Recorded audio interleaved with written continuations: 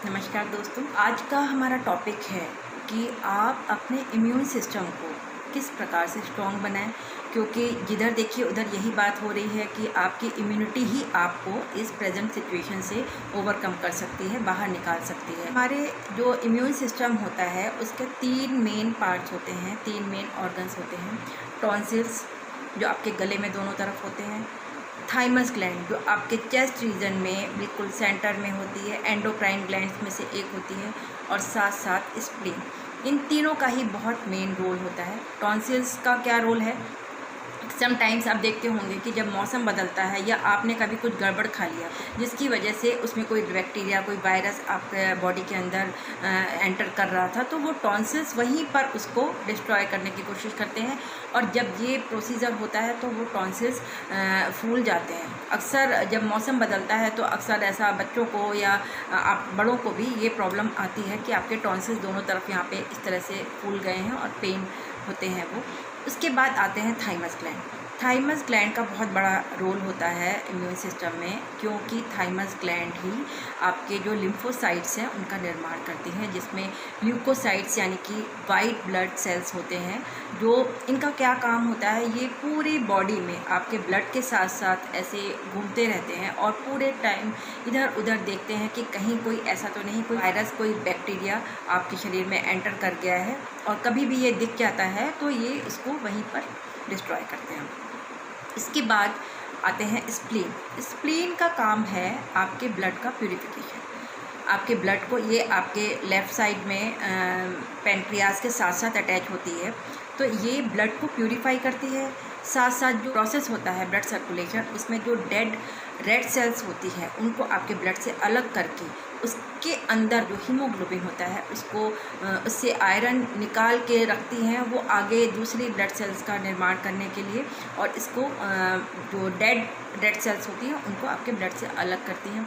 साथ साथ में रेड ब्लड सेल्स का स्टोरेज भी स्प्लीन में ही होता है, तो इसलिए इसको स्प्लीन को आपकी बॉडी का ब्लड बैंक भी कहते हैं कि स्प्लीन का आपका सही वर्क करना बहुत ज़रूरी है। तो क्या होता है कि जब भी कभी कोई आपका फॉरेन बॉडी आपकी बॉडी में एंटर करी, तो और ये आपके जो इम्यून सेल्स ने जैसे ही उनको देखा तो वो चारों तरफ से उसके एक घेरा बना लेते हैं, उसको एक घेरे में ले लेते हैं और उसके साथ फाइटिंग शुरू कर देते हैं, उसको परास्त करने की कोशिश करते हैं। और जब ये हो रहा होता है आपकी बॉडी में, जब ये प्रोसीजर हो रहा होता है, तब आपके बॉडी का टेम्परेचर बढ़ जाता है। जब भी कभी आप नोटिस करते होंगे कि जब भी सर्दियों में आपको अक्सर फीवर वगैरह आ रहा है, यदि मौसम बदलता है तो भी बच्चों को या बड़ों को भी फीवर आता है, तो आप ये समझ जाइए कि कोई ना कोई वायरस या कोई एनवायरनमेंट से आपके अंदर कोई ऐसा बैक्टीरिया प्रवेश कर चुका है जिसका वजह से आपको ये फीवर आ रहा है। और आप ये भी नोटिस करेंगे कि ये फीवर बराबर एक सा नहीं रहता है, उतरता और चढ़ता रहता है, एक निश्चित अंतराल में आता है और उतर जाता है। ऐसा क्यों होता है? क्योंकि जब ये आपके जो फाइटिंग सेल्स, आपके इम्यून सेल्स हैं, उस जो वायरस से या जो भी दुश्मन है जो आपके शरीर के अंदर घुस आया है, उससे जब वो फाइट कर रहे हैं, उसे परास्त करने की कोशिश कर रहे हैं, समटाइम्स तो उसको जल्दी से उसको परास्त कर देते हैं। और कभी कभी वो दुश्मन भी ताकतवर हो सकता है, उसको कभी अंडर एस्टिमेट नहीं करना चाहिए।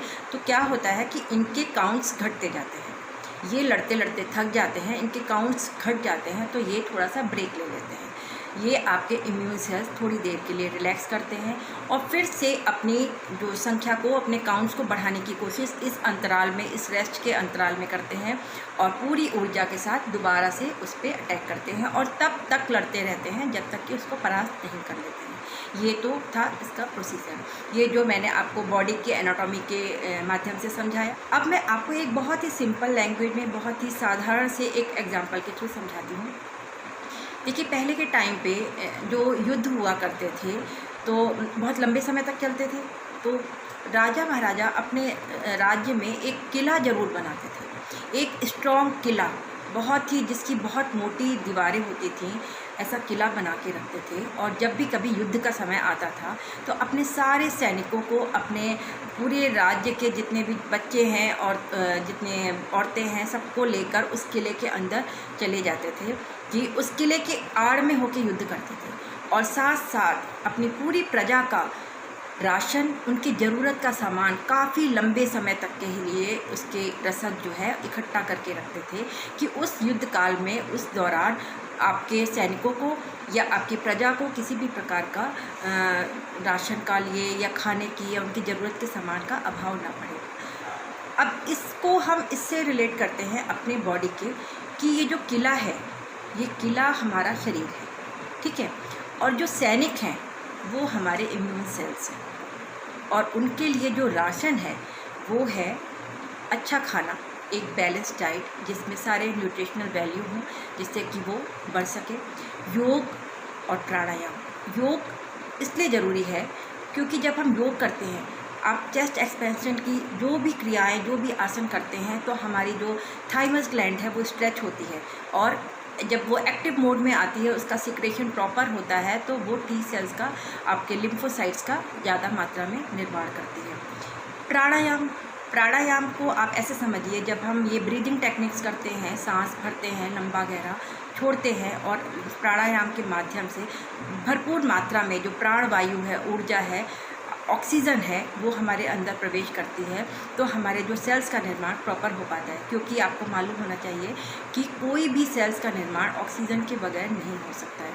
जब वो सेल्स फाइट करते करते थक जाते हैं और आपके इम्यून सेल्स को अपने आप को काउंट्स बढ़ाने होते हैं, मल्टीप्लाई करना होता है, तब उन्हें ज़्यादा मात्रा में ऑक्सीजन की ज़रूरत होती है।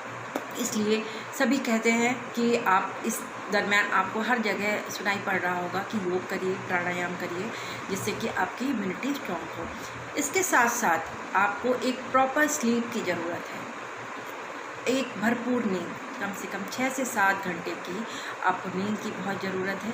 एक अच्छा डाइट लीजिए, क्योंकि आजकल मैं देख रही हूँ चारों तरफ कुछ घरों में कुछ लोग, एक वेकेशन का सा माहौल है, और नए नए अच्छे तरह के तले भुने खाने वो बन रहे हैं, मूवी देख रहे हैं, रात को लेट नाइट जग रहे हैं, क्योंकि कोई शेड्यूल ही नहीं है, किसी को कहीं जाना नहीं है, स्कूल नहीं जाना, बच्चों को, हस्बैंड्स को ऑफिस नहीं जाना है, जॉब पे नहीं जाना है, तो कभी भी सो रहे हैं, कभी भी उठ रहे हैं।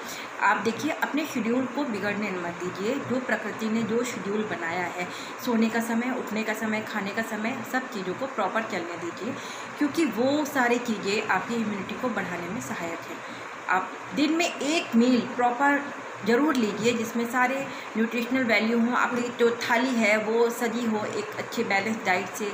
उसके साथ साथ में एक पॉजिटिव सोच ज़रूर रखिए कि आप स्वस्थ हैं, आप सारे सेफ्टी मेजर्स को फॉलो कर रहे हैं, आप सारे जितने भी प्रिकॉशंस हैं वो ले रहे हैं, आप योग प्राणायाम कर रहे हैं। एक और बहुत ज़रूरी बात मैं आपको बताऊंगी कि बहुत सारे लोग इस समय बहुत पैनिक हो रहे हैं, कोरोना के डर से बिल्कुल अंदर से स्ट्रेस में आ रहे हैं कि पता नहीं क्या होगा, कहीं हम बाहर निकले तो कहीं हम भी इन्फेक्टेड ना हो। देखिए, आपको बाहर तो निकलना ही है, ऐसा नहीं हो सकता है कि बराबर लॉकडाउन बना ही रहेगा, कि सरकार अपनी तैयारी कर चुकी है, धीरे धीरे 15 दिन में या 1 महीने के अंदर एक ना एक दिन लॉकडाउन खुलेगा और आपको बाहर आना पड़ेगा। जब बाहर आएंगे, अपने अपने काम से निकलेंगे, तो आसपास के इतने सारे लोग के संपर्क में आएंगे, उसमें आपको संक्रमण का खतरा भी बढ़ सकता है।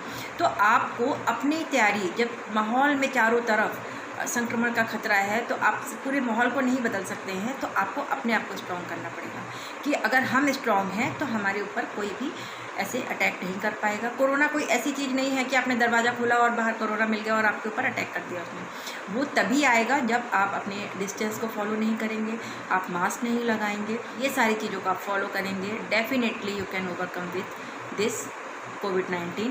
आपको किसी भी तरीके का संक्रमण का खतरा नहीं होगा। यदि आपको हमारी ये जानकारी पसंद आई हो तो प्लीज़ हमारे चैनल को लाइक करिए, शेयर करिए और ज़रूर सब्सक्राइब करिए। नमस्कार।